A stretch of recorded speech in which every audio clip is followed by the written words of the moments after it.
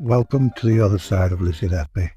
In episode 83, we're going to have to take a big stick to another article that I came across on Substack. And it's called Phil's, P-H-I-L-S, Phil's Substack, Letby and the Insulin Cases, Overcoming the First Stage of Grief. And immediately when I see the title, The First Stage of Grief, it's a red flag for me. Now, I think I've said before, and I'll say it again, I graduated in medicine from the Queen's University of Belfast in 1983, and I was 23 years old. And before my 24th birthday, I was up to my neck in blood in the long-forgotten war that raged through the north of Ireland at that time. And to this day, I wonder why a 23-year-old was ever allowed to be a doctor. But that was the case back then. It took me at least a decade, 10 years, to become competent as a doctor, and another decade to become confident as a doctor. So that's 2 decades of practice from the day I graduated until the day I felt confident about what I was doing. But we've got people on Substack, YouTube, Twitter, whatever, exercising their right to free speech, which I wholeheartedly defend. But when a person exercises free speech, they have to be ready for the consequences of the blowback for the things they say. And Phil's Substack is about to get some blowback. The title itself, Letby and the Insulin Cases, Overcoming the First Stage of Grief.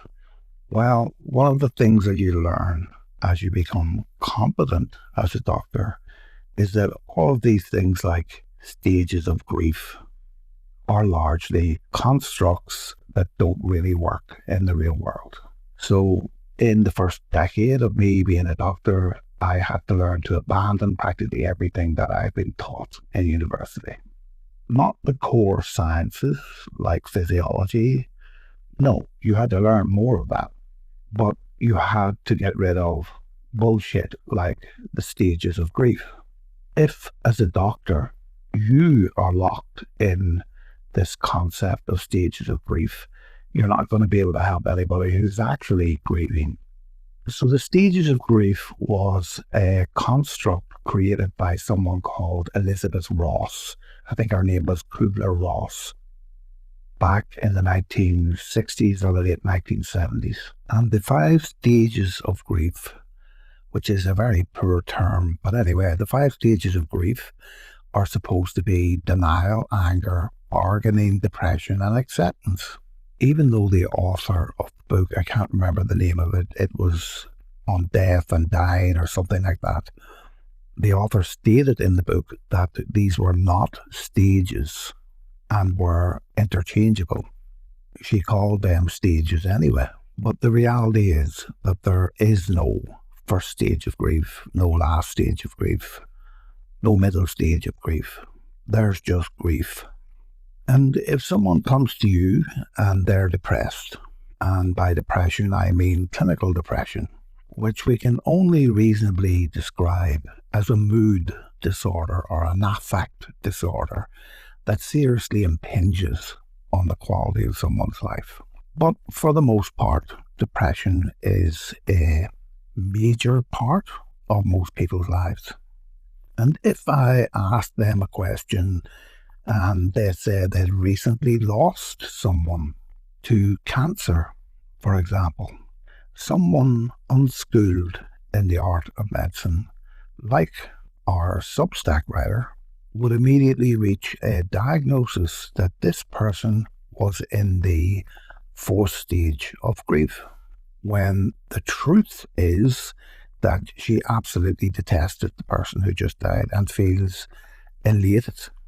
And the reality of her depression is that she now sees herself as a bad person because she feels elated at the death of someone else. In other words, it's all uncertain. It's all complex. It's all chaotic. And what the wise physician does is not assume anything, and instead offers the patient the opportunity to explain their own problem and reach their own conclusion about their own problem. So I don't know who Phil is on Substack, but I'm assuming or hoping that he isn't a doctor. But his reference to the first stage of grief is in reference to people like me. And that's why I'm taking the trouble to advise people not to read Phil's Substack. Because his Substack refers to people like me as an advocate for the innocence of Lucy Letby as a person suffering from a disease process known as grief, and that I'm in the first stage of this, the first stage of it being denial.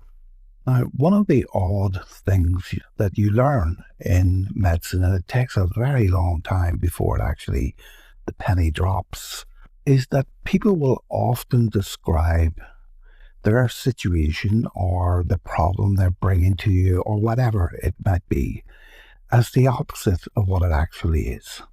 So you will frequently have people say to you, I want to leave my husband, but the truth is, and what they cannot bring themselves to say, is that I believe my husband wants to leave me. And we refer to this as projection, like a movie projector. And projection is a defense mechanism where we attribute our own feelings or thoughts or fears to someone else. So in this case, we have the person saying, I'm in the first stage of grief, that is denial, about Lucy Letby, when the likely truth is that they're in the first stage of grief about the guilt of Lucy Letby. Because the article, as we'll see when we go through it here, is so illogical, so broken, so nonsensical, but written with such authority that it can only come from a state of true belief, and thus, in my opinion, a denial of science and so many other things that it takes you years to realize are part of being a doctor, part of making decisions, part of clinical practice. And we'll see what these things are now when we go through this article. So the article starts out, when you so desperately want something to be true, you'll let nothing interfere with that belief. So it seems in the case of Lucy Letby's supporters, that would be me, thoroughly convinced as many are that the whole thing is a fit-up, that she's been scapegoated for a deficient National Health Service or some variation thereof. The more militant among her advocates are not merely saying her convictions, 7 counts each of murder and attempted murder, are unsafe, but in fact calling for her summary release.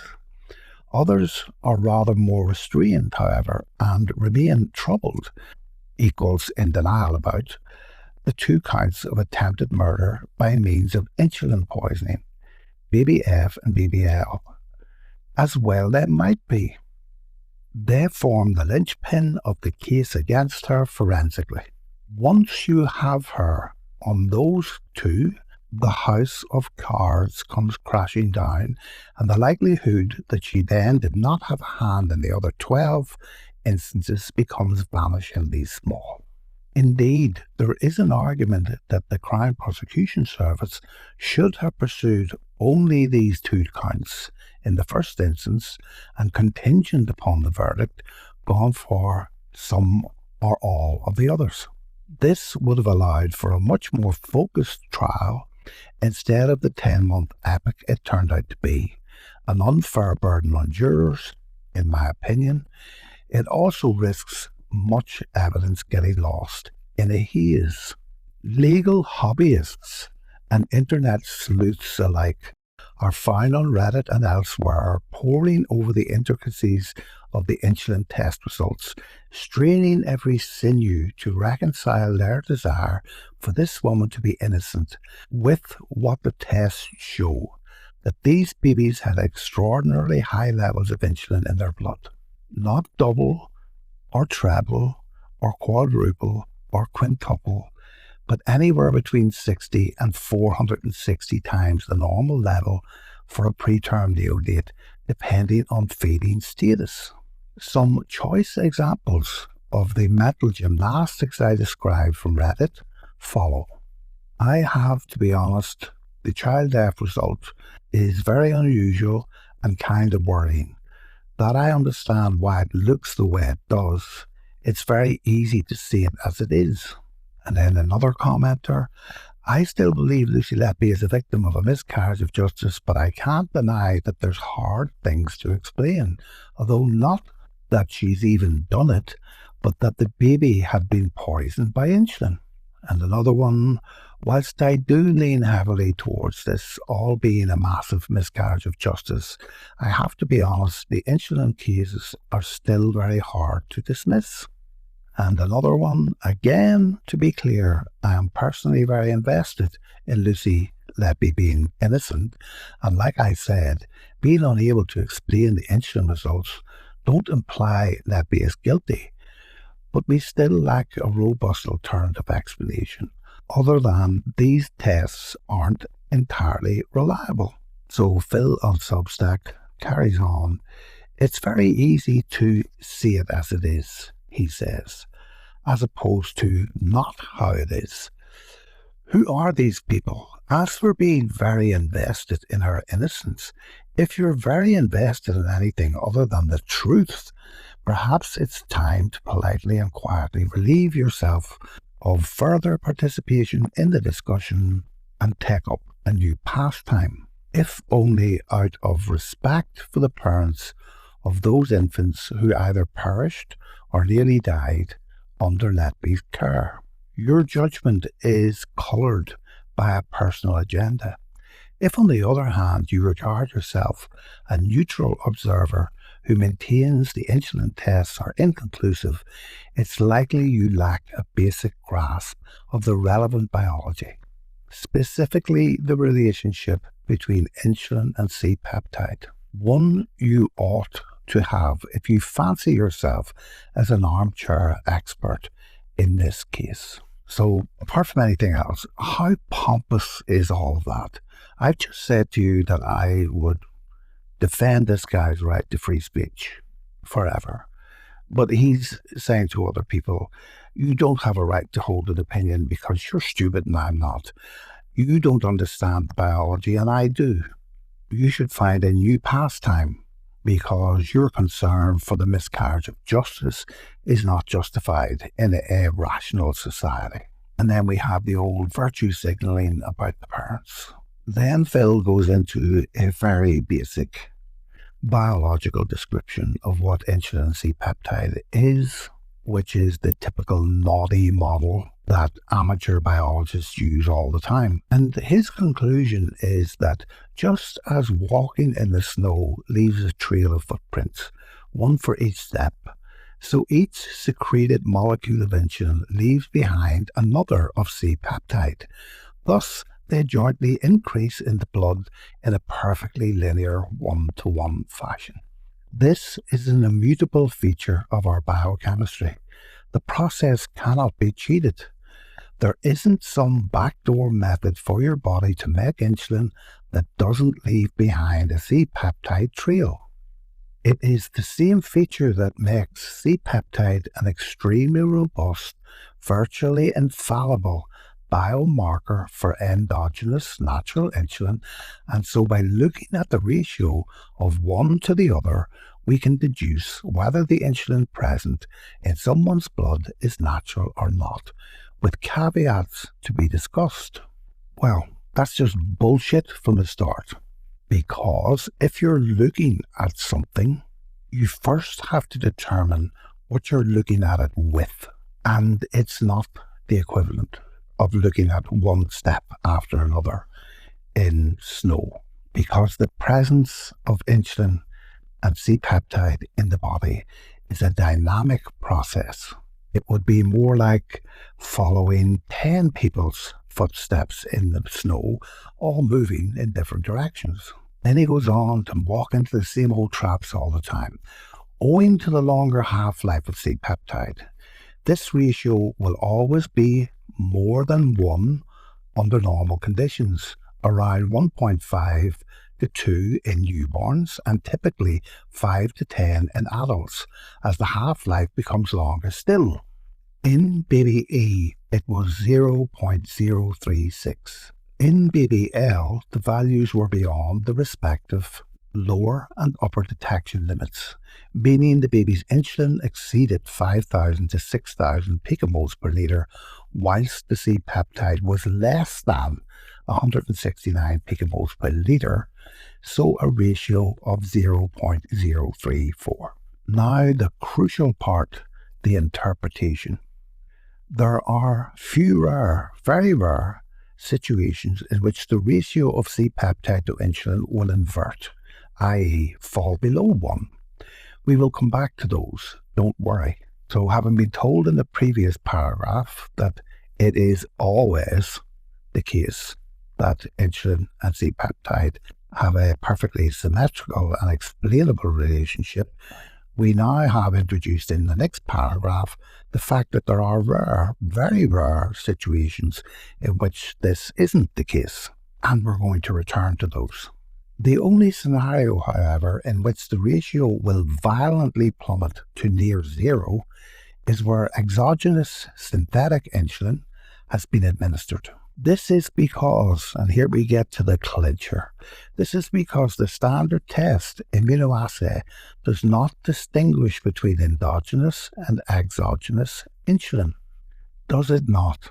And then he withers on about how insulin and exogenous insulin work, so I'll leave you a link to it if you want to read it. In fact, I think you should read it as an exercise in chaotic writing, but definitely it is worth it. But he should know by now, if he's been paying attention at all, that the science around insulin C-peptide in preterm babies is very unsettled and very uncertain. And rather than listening to himself to make his own points, and by doing so infer that people like me are in a stage of denial rather than people like him, he should consider the comments of other people. And one of those other people would be Jeff Chase and Helen Shannon. Now, Jeff has been working with preterm neonates and insulin C-peptide modelling for a couple of decades now, and has published a lot regarding the variability of insulin C-peptide and all of those things in preterm babies, both in the blood and in the urine. Because Phil is all about the insulin going into the baby, but nothing about the insulin coming out of the baby. So the insulin will disappear quickly, the C-peptide can disappear quickly. There is no relationship to the two in preterm babies. But if we consider what an expert who has spent at least 2 decades, the last 2 decades of his life, refining models of predictable and usable C-peptide insulin ratios in preterm babies, in the urine and in the blood, this is what Jeff says about the single immunoassay test that was used to convict Lucy Letby for BBF and BBL. Jeff explicitly stated that it was very unlikely that lethal doses of insulin were administered to the babies. Now, Jeff is not a denier on Reddit or Twitter. He's a very serious person, but he says it's very unlikely. And Jeff specifically commented on the C-peptide levels reported in the cases of BBF and BBL, and he stated that the C-peptide results of around 169 picomoles per litre. And that's a problem for me. What does less than mean in a specific immunoassay test? It means bugger all. It could mean 0, 1 or 168. But Jeff said that it would not be unusual for a premature baby to have a reading around 169. That means that one half of the formula that is so consistent, according to Phil in Substack, is now suspect. And Jeff also noted that the C-peptide level in BBL at 264 picomoles per litre fell within the healthy range. So how can we have a healthy range and a within range reading of C-peptide in the face of such tidal volumes of insulin if, as Phil on Substack says, there is an immutable relationship between the two? The fact is, in preterm babies, there is not an immutable relationship between the two. And transient hyperinsulinism, which can last for hours to days to weeks to months, can produce extraordinary variations in single tests that are plucked out of the randomness of the entire dynamic process. That's not the way we do medicine, and it shouldn't be the way we do forensics. Look at that. But he carries on, still not satisfied. Letby's defenders seek out every esoteric theory in town in an effort to discredit or explain away the tests. The problem is none of them stack up. So this is how they stack up. 1. The test does not tell us whether it was natural or synthetic insulin. And the answer, according to Phil, is correct. It does not. That's why it's paired with the C-peptide as to tell you whether the measured insulin represents naturally produced insulin. It categorically did not in either case. Number 2, it could be hyperinsulinism caused by a tumour, insulinoma, or genetic mutation. Answer, hyperinsulinism doesn't invert the ratio. There's more insulin, but also more C-peptide. In any case, these babies did not have diagnoses of hyperinsulinism. And sadly for Phil, that is where he's wrong. They would otherwise have had not acute, but chronic hypoglycemia, and we would not have seen blood glucose normalize after the disconnection from the IV. But the problem is that we didn't see glucose normalize after the disconnection of the IV. That's another part of the Lucy Letby story. And the second problem is, as I say, hyperinsulinism can last for hours to weeks to days. The problem with this insulin C-peptide story for preterm babies is that we really don't have enough data to be certain about all of this, because most of these tests are done opportunistically. They're done 12, 24 hours apart, 72 hours apart, etc., as part of a wider management process of an underlying condition, hypoglycemia, which may persist or may not persist. So we don't know what the minute by minute, 5 minute to 5 minute insulin C-peptide ratios are in very insulin resistant babies. We don't know.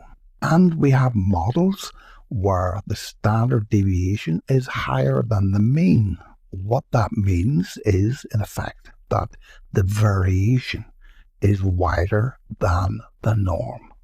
That's not the type of thing that you can unravel in a court case using one immunoassay test. It's impossible.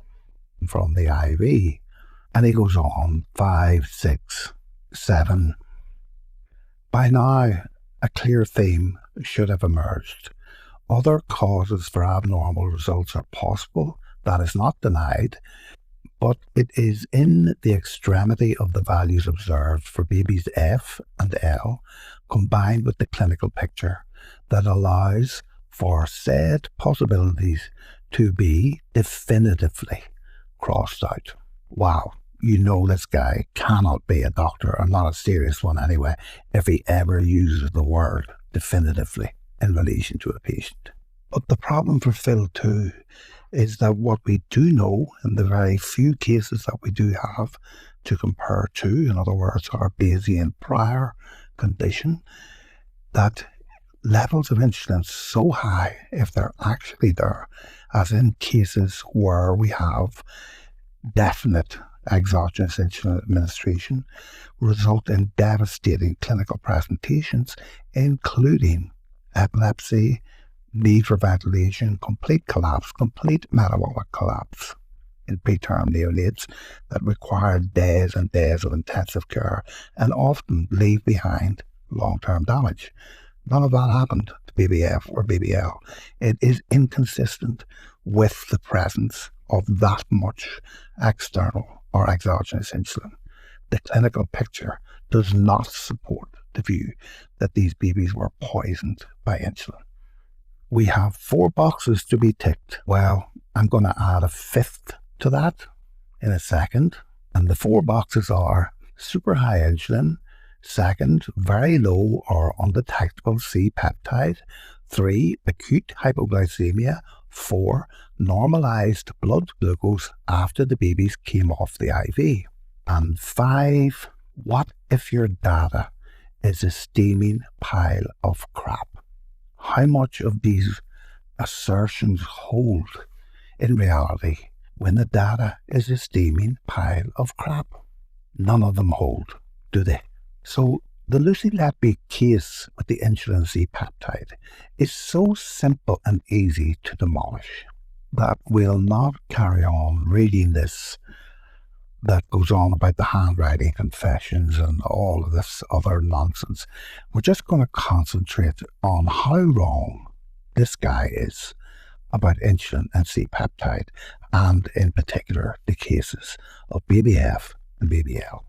Now, we'll start by reminding Phil, in case he doesn't know, or informing Phil, in case he doesn't know, that there was actually a 3rd insulin case that the experts at this trial said had been poisoned by Lucy Letby. And they said the baby had been poisoned by Lucy Letby based on precisely the same data from precisely the same source of the data, the Liverpool hospital that carried out the test.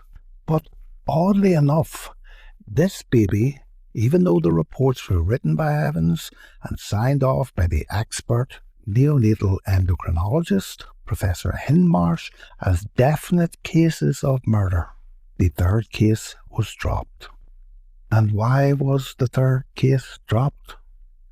Because the insulin and C-peptide readings that came from this laboratory were misinterpreted by the experts.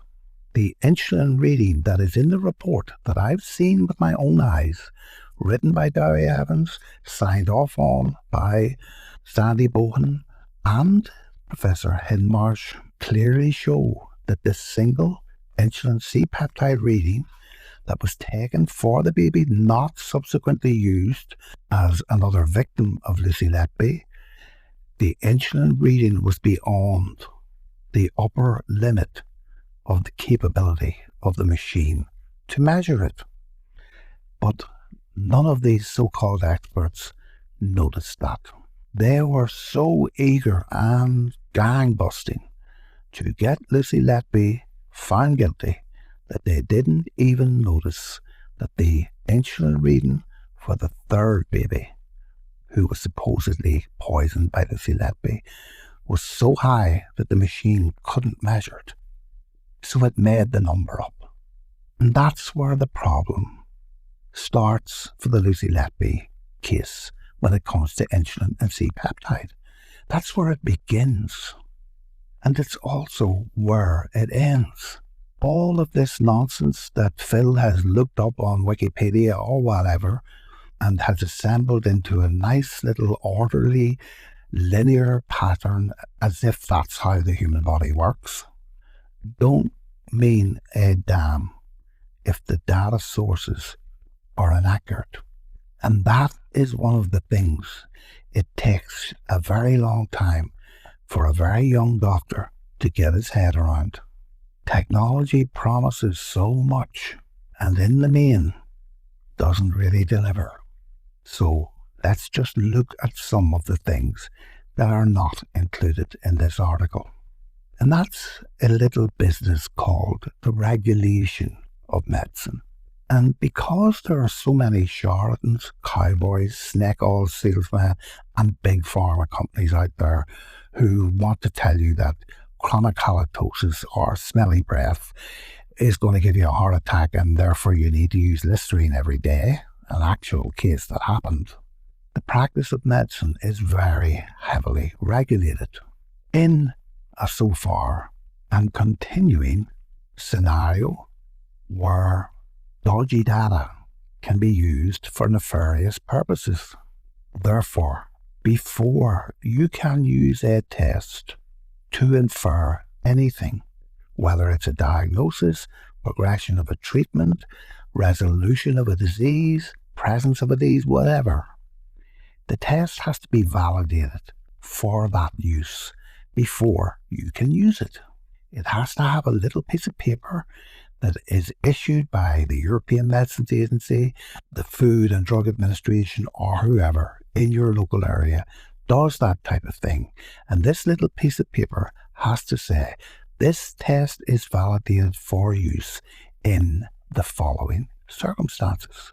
So the test used to infer the readings of insulin and C-peptide in the preterm neonates, babies F, baby L, was the Roche Immunoassay, which surprisingly doesn't have a validation certificate for use in preterm babies, which simply means that you can't use it in preterm babies. Now, that doesn't mean that you can erroneously rob the baby of blood and run it through the Roche Elecsys system.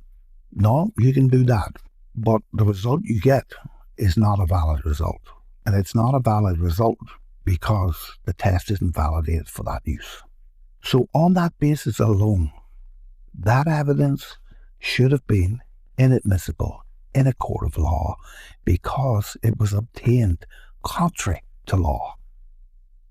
Laws were set aside to allow that evidence to be adduced into the general pool of evidence against Lucy Letby. And how do we know that this is the case? Well, Roche released a new assay test, in other words, a test for measuring antibodies or the presence of antibodies to proteins using their Elecsys system. And that was a test to measure a biomarker or a biological marker called interleukin-6 to determine if a baby did or didn't have sepsis. Now, it's a really big decision to make, isn't it? The baby doesn't have sepsis because sepsis is very difficult to detect biochemically and it's lethal. So probably 99% of doctors, if they assumed the baby had sepsis, would treat it, even for a short period of time. And they'd say a bane in neonatal care and in the care of young children where it's difficult to make diagnoses with any degree of certainty. People will naturally play it safe. What's the harm of a few days antibiotics is what goes through their mind. But the problem with that is that if you use antibiotics too often in inappropriate situations, you start a cycle whereby the bacterium that you're treating develop antibiotic resistance, which they genetically pass on.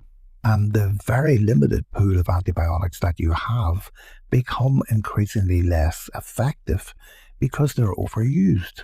So it's long been the goal to develop biomarker tests, simple blood tests that you can do that will tell you with a fair degree of certainty that a baby has or has not, more particularly has not, sepsis.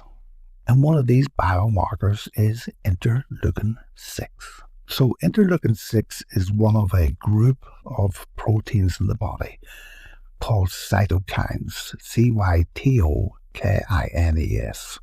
And for want of a better term, cytokines are messenger proteins that act within the immune system to pass on instructions to various components of the immune system to become more or less active in any locality or in any circumstance. And what generally happens in sepsis, where you have an overwhelming infection, is that you develop this thing called a cytokine storm. There's so much information flying around that the immune system can't really respond to it in real time. And the cytokine storm results in hyperinflammation, so that the cytokines that would normally turn down that inflammatory process are not able to do so anymore. And one of the proteins that turn up inflammation is this protein called interleukin-6. And when you get infection or injury and you need the immune system to respond upwards to increase in activity, you're going to have a higher level of interleukin-6. But like everything else, a higher level can be too high. So what happens if we can measure interleukin-6 and we can measure it accurately? So Roche developed a test for using their Elecsys machine to measure interleukin-6 with an immunoassay similar to the C-peptide or insulin immunoassay test, only targeted for IL-6 instead of targeted for insulin and C-peptide. And the test was specifically evaluated for its utility in diagnosing neonatal sepsis.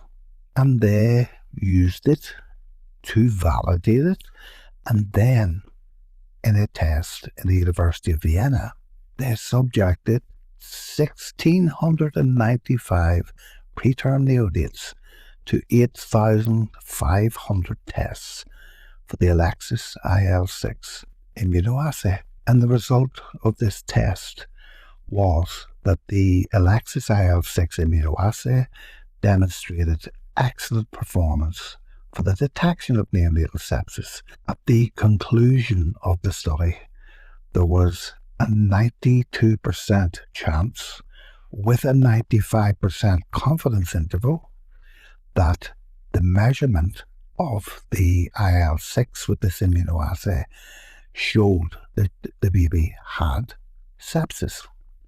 And as a result of that, this test, this Elecsys IL-6 test, immunoassay test, became the first IL-6 test to receive a certified claim for use in the diagnosis of neonatal sepsis in countries that accept the CE mark. That's the EU's general, this is good enough for the purpose you're going to use it for, mark. But it doesn't end there. A second study called the Analytical Evaluation of the Automated Interleukin-6 Assay on the Roche Cobra E602 analyzer. And this was carried out in March of 2025. This second validation test for the use of this immunoassay in preterm babies. And it was to test the validation of the interleukin-6 test that was issued emergency use authorization by the FDA. So despite all of those 1,800 tests or so many thousand tests and 1,600 babies, the only license that this test had was an emergency use license, which is not the same as a full validation license. And that is as of March 2025. So even if we look at the numbers for the validated test, the interleukin-6 test, the study reports a sensitivity of 82%.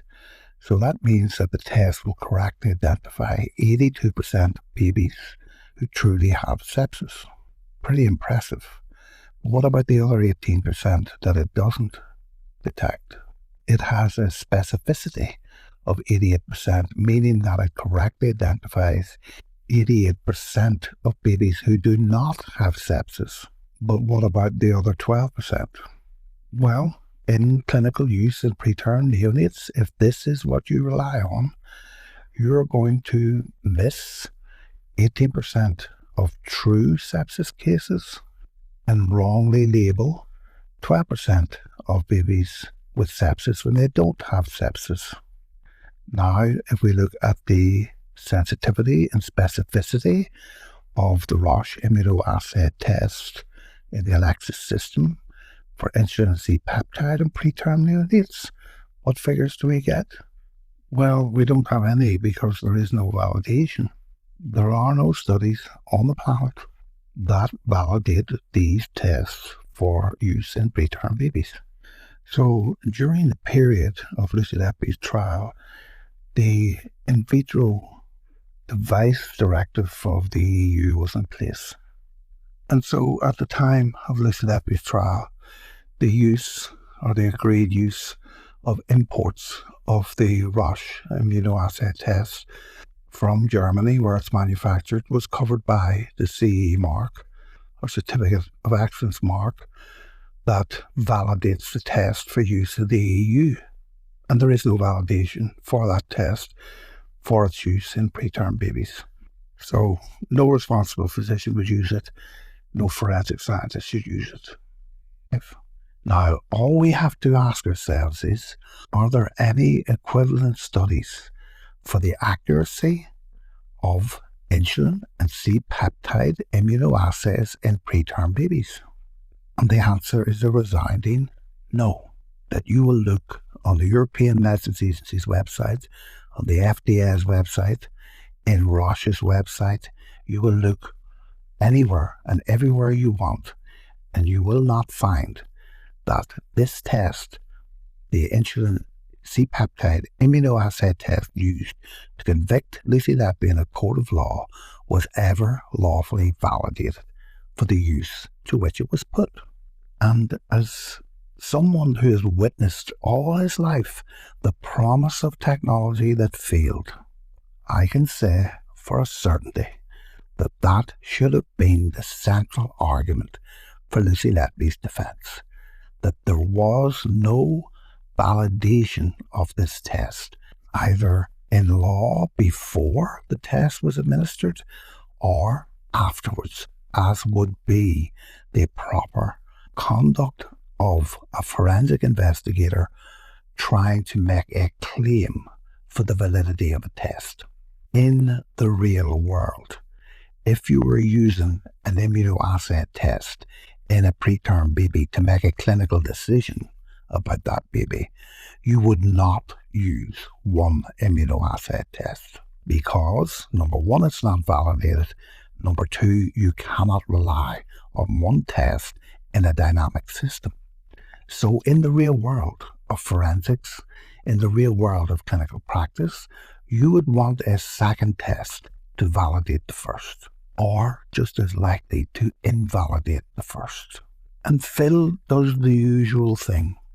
He uses a very simplistic view of medicine to make sweeping claims that insulinomas are the only reason that you might get a high insulin level and a low C-peptide level. But that's simply not true. I'll give you the other example I think I've given you before, and that is the simple dipstick urine pregnancy test. And if I've seen it once, I've seen it a million times.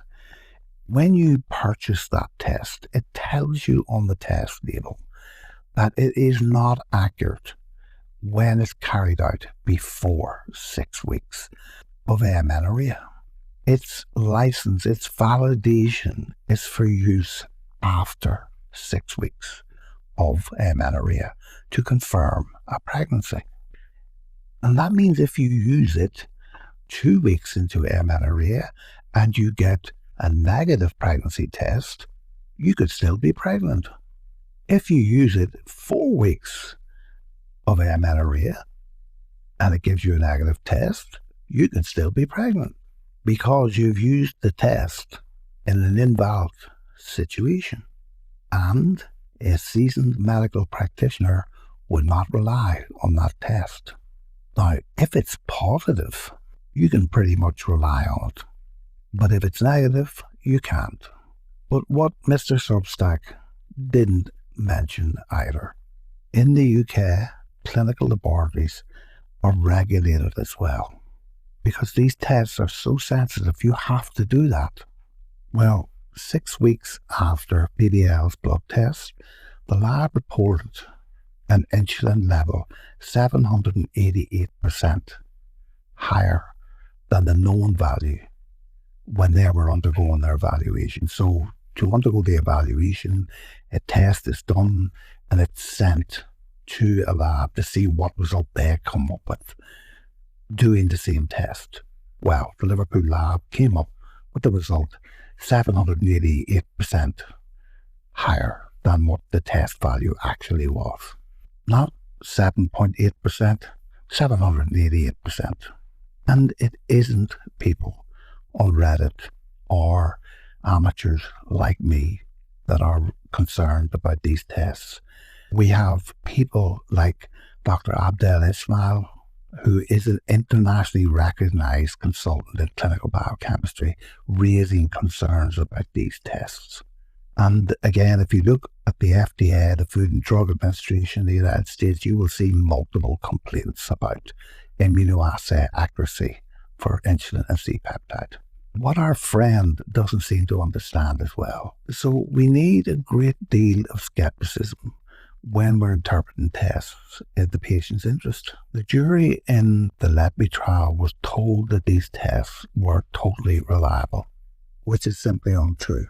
What they should have been told is that it wasn't validated for use in preterm babies, that it was frequently subject to interference from immune autoantibodies and what are known as matrix effects, and it isn't a reliable forensic test. They should have also been told that the other data that was used in the trial, bedside glucose monitors, can't measure with any accuracy glucose levels when they're low. So all of this evidence against Lucy Letby is the fruit of the poison tree. And people like Phil on Substack, people like Snowden, are out of their depth when they talk about this stuff. Medicine is a very uncertain business. Unless you are a fraud and charlatan like Dowie Evans and go into court to give it a veneer of certainty that it does not have. So rather, as Phil on Substack says, the insulin cases being the strongest cases against Lucy Letby, they are, in fact, amongst the weakest. They are not theoretically difficult to knock down at all. And by the time the CCRC gets the reports from the international panel experts, from Helen Shannon and Jeff Chase, and they read just how horrendously awful these tests are, particularly in a forensic context, they will have no choice but to send Lucy Letby's case back to the Court of Appeal. And maybe at that point, Phil can get over his first stage of grief and start moving on to the rest. Or perhaps he will have the good grace, like everyone else talking out of turn about the Lucy Letby case, to admit that he should have kept his mouth shut because he didn't know what he was talking about. And by quoting Wikipedia, or whatever the hell source he used, he served only to propagate myths about the accuracy of medicine when that's not actually the case. It can take weeks and months to make a diagnosis, which 4 or 5 weeks later falls apart. It isn't just as easy as that. To go into court and to take a situation where drips weren't put in right, where different bags were hung up at different times, when there was periods of time when there was no fluids running, periods of time when there was fluids running, tissued lines and all the rest of it, and say that you can predict with certainty what level of insulin Lucy Letby put into not one, not 2, but maybe even 3 bags of insulin, where there's no witnesses that she did any of it, and you haven't got sufficient forensic evidence to prove that there's even an elevation of insulin, because you didn't validate the test beforehand or afterwards. It's just nonsense. It's not justice. It's just nonsense. And then we have the laboratory failing its own regulators' standards a few weeks later, and the jury aren't told about that. That's not justice either. I will give Phil a few basic facts that he can put in his next Substack. If you take the nursing deficit on that ward for each shift, multiply that risk by the presence of Pseudomonas, use a Bayesian calculation of odds ratios or likelihoods. From those 2 things alone, you could infer an annual mortality of 20 babies from 50 admissions into that unit. And that is being generous in the calculation. That should be the starting point for the discussion on Lucy Letby. Let's get the data right before we open our mouths. And I can tell you, as a seasoned pro, immunoassays and all this fancy technology are not reliable data unless they're repeated and they give you the same result each time. And if you're like an idiot, like this guy, and you tell someone who uses an immunoassay test 2 weeks after your period should have come, and not 6 weeks after your period should have come, and you tell them that the negative test proves that they are not pregnant, it's your fault if they die from an ectopic pregnancy. So I'll leave the article. You can have a look at it. And as usual, I hope you got something from this podcast. And we'll leave it now, and I'll come up with something for the next one. I did see a recent one by Stuart Gilham on YouTube, which I've watched 3 times now because it's so good. So in the meantime, I would ask you to check out his channel, check out Jade's channel, keep in touch with Mark Mays, Phil Hammond on Twitter, and all the other people who are serious about this matter and who are not in the business of making things up. So we'll leave it there, and I'll see you in the next episode. Bye.